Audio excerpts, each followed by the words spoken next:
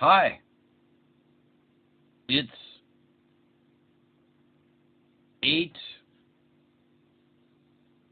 8:38 p.m. Friday, April 16th. I'm fine.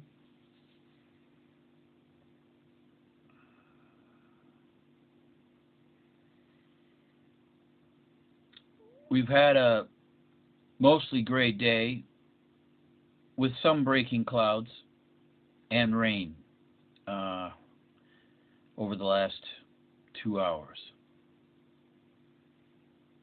I'm I'm okay. Uh, Again, sorry to hear about your slip and fall, Dad. Be more careful next time. Although I'd say your track record is pretty good. You should limber up the shoulder. It'll feel better. Maybe uh, doing some circles with your arm to loosen the shoulder up. Maybe some very light shoulder presses, somewhere between 20 and 60 reps once every couple hours.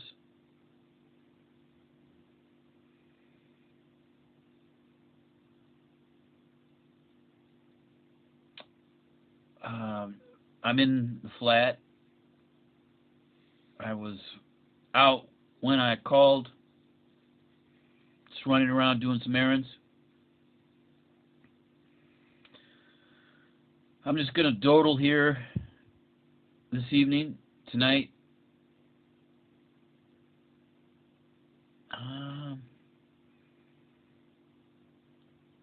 You may notice I'm a little tan from all the sun I got last Sunday. Boy, this week went by fast. I mentioned in the email that some people had passed that I knew. One guy was a local Jewish hero, and I'd seen him around at different events, got to meet him a few times. He had a very interesting life. And then the other fellow that went bye-bye was somebody who used to be part of the BMX scene in Michigan when I was racing. Mike Chapman. Mike the Goose Chapman. Not the same, not Doug Chapman, but Mike Chapman. So I probably knew Doug Chapman better than Mike the Goose Chapman. So no details, although I looked at some of his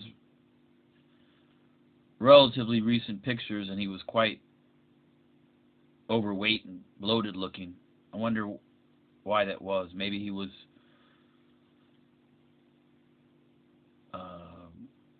too much of a beer drinker or something.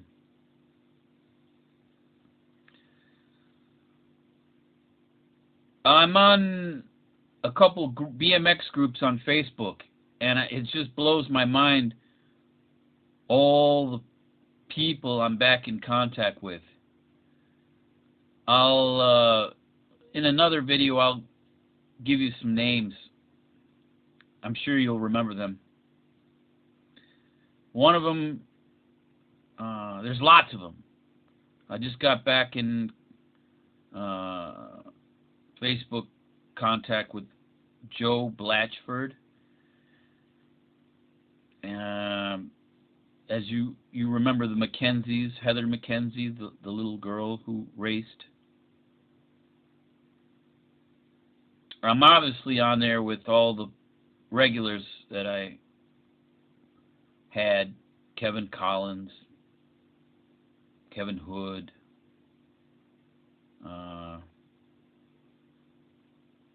and lots of others. Solon Foster. Solon's still riding and going to skate parks and riding his BMX bike, and he's always posting on his Facebook.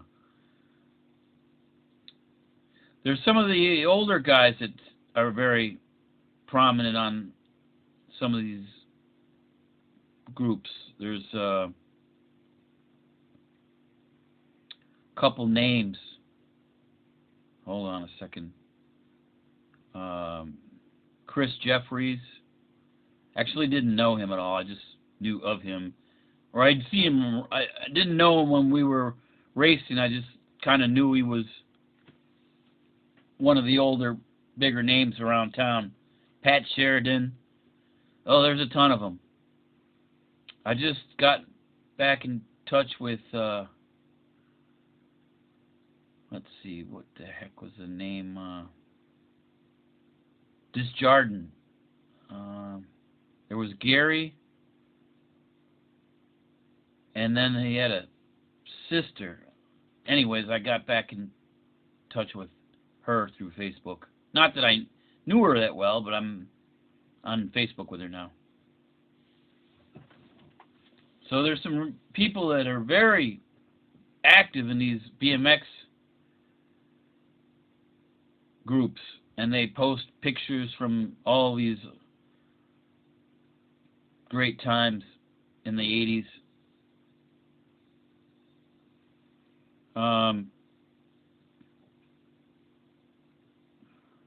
Like I said, I'll go to some effort to send some pictures and talk more about it. Not much going on here. I did find out that there is published news about a lifting on restrictions that will be quite a change here. So they're basically taking the top off. They're going to reopen everything here in the next couple of weeks. So we're going to see the malls open. We're going to see, I guess, restaurants are going to be able to seat. I'm looking forward to reading that news. I just heard about it from someone else. So it's going to be good because the weather should be better. We had a real crappy last couple of days, and probably that's why you noticed I was so grumpy. Today was better, and as you know, we had a nice Sunday and Monday. But the time between then and now for today was blah. Really.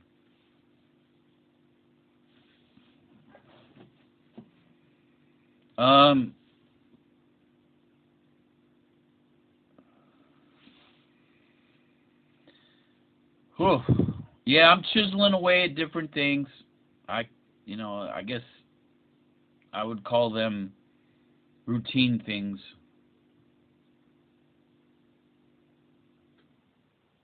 Consolidating stuff. Today I got a buddy I run around with. So today we went and had a taco, and we went to another place and had a coffee. A British guy, and he's real. He's kind of got a Hollywood look. He's tall and kind of strawberry blonde or red hair. Little bit green-eyed, very white skin, but 6'4" with wide shoulders. Real kind of.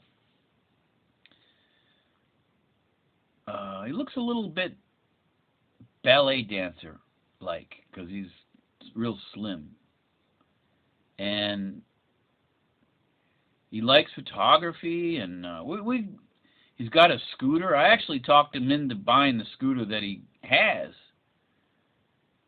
and he was very happy that I did. And this is a fellow that I've said before, who I've been running around with for about a year now.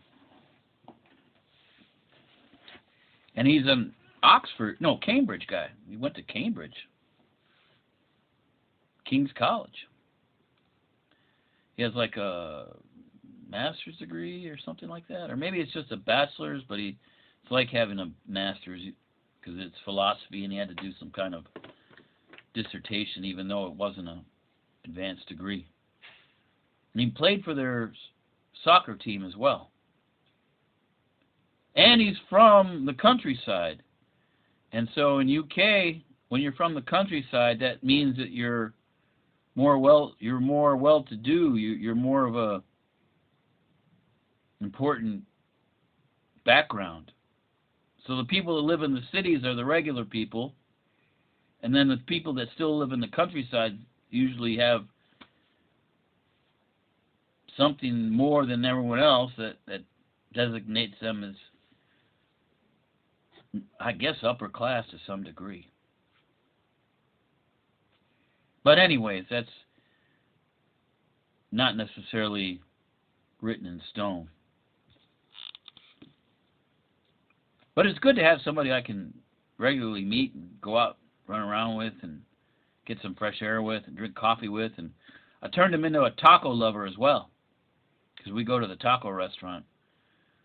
That's where we usually meet. He's also a neighbor because he doesn't live that far away from here. He comes to church sometimes. My social schedule with church has been pretty regular. So there's Bible study on Wednesday.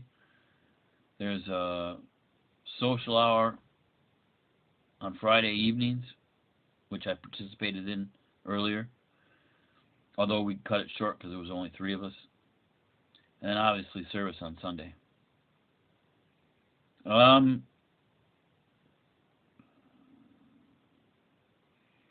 I had coffee with the big Scottish guy on, was it Monday or was it Tuesday? I guess it was Monday. It was Monday, yeah. I'll send you a picture of us together. He's been fun. He's a guy who was in the military and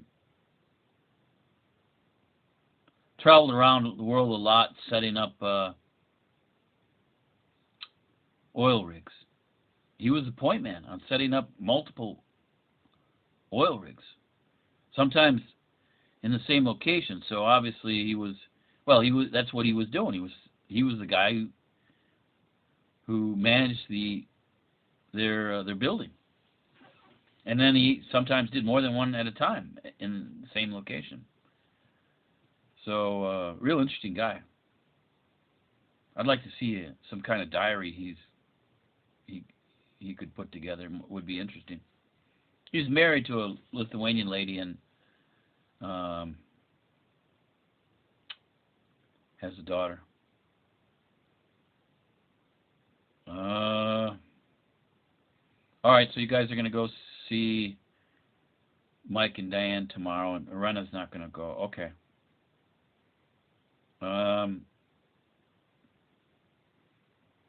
hope to fly tomorrow. I hope the weather's okay. Although I think the forecast is for kind of the same weather we had today. Yeah, I'm in all right order. My diet's still a mess. I'm getting plenty of exercise, and I'm not drinking too much coffee. I'm drinking no alcohol, and I haven't for a long time. So I'm getting there. If I can do a little bit of fasting and get a more regimented diet, I'll be okay. Or as good as I can be. Energy level's good. I do wake up at 2, 3 in the morning, usually because I have to go to the boys' room once, because I do drink a lot of fluids. And sometimes I stay up for an hour. But I get back to sleep, and then it's usually a deep sleep, so. I don't want to talk about it, but the thief situation is, I'm going to leave the lights on in there and set up a camera and see if I can get a video of him. 'Cause that's what I hadn't done. Never had really done. I got a little alarm I'm going to set up too on something in there. Maybe on the door. Had a lot of stuff stolen over a stretch of time, and it's really irritating. Bugs me out. It's half my fault, and then obviously the thief has to be credited as well. I see that Biden's butting heads with old adversaries. It's kind of a rerun of, I think it was 2016 when things got a little bit testy between us and Russia. And then obviously the Beijing's in the game as well.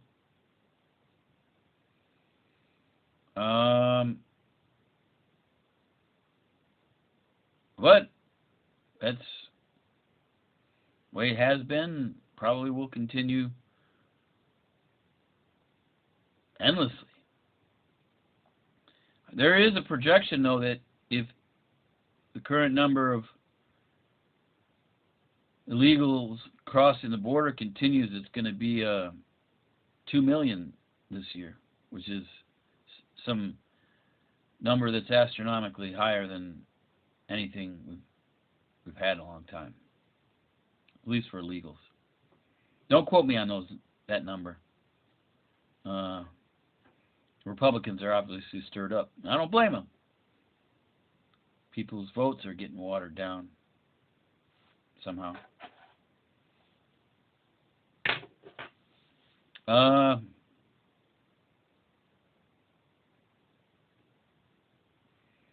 I saw a video, and I guess it's a real high percentage, the number of Asians getting beat up. They're getting beat up by blacks, and they're getting also there's been some smattering of Arabs going after them, and the narrative is that this is all part of Trump's white supremacism that he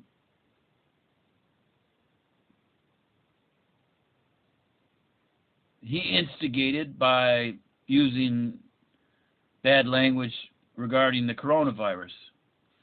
So the Democrats come out and said, well, it's all these white supremacists because he was calling China out for this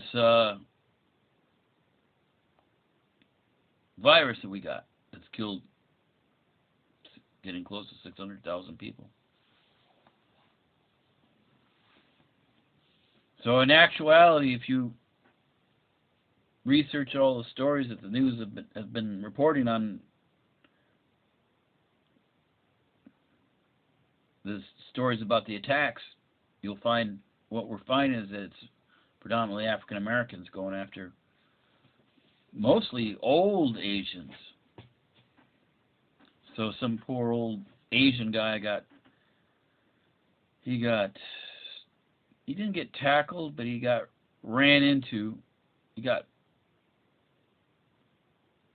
into by some young fellow who hit him like he was a punching bag and knocked him over, and the guy died from the impact of hitting the ground. It was on this video I was watching. Not very nice. But they got the guy who did it. Some fool. All right. Yeah, it's not a good thing to be following all the news and listening to the pundits, and it's ugly. And as we know, there's been nothing but people messing up, shooting. I saw 2 videos this morning where there was one kind of old lady with dementia, and she was on her walking home from a store, and the cops had some reason to talk to her, and they tackled her and twisted her arm, and the person reporting with the video said that they broke her arm. And then there was another video where another old guy in a different situation, they tackled him and twisted his arm around his back, and The narrator said that that guy's arm was broken. I mean, and these were both people in their 70s. And they weren't in any real trouble for doing anything anyways. They just were trying to continue on their way home or whatever. I don't know what the other guy was doing, but she just wanted to go home and she was just by herself walking, you know. And then the cops came up on her. She didn't. What could a woman like that be doing wrong if she's just walking home? But anyways, it might have been something, you know, maybe somebody had called the cops and there was some reason that she needed to be talked to. But that poor kid getting shot, you know, by that lady who thought she had the wrong gun in her hand, that was, well, that's called, what do you call it? It's improper discharging of weapon. So that lady, I mean, obviously she improperly discharged her weapon and killed him.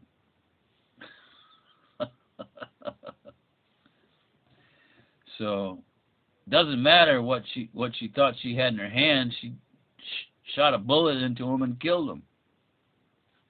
She was making $90,000 a year too. I don't know what she was doing to be so stupid, needing to shoot some poor, stupid 20-year-old kid. All right. I'm fine. Talk to you soon.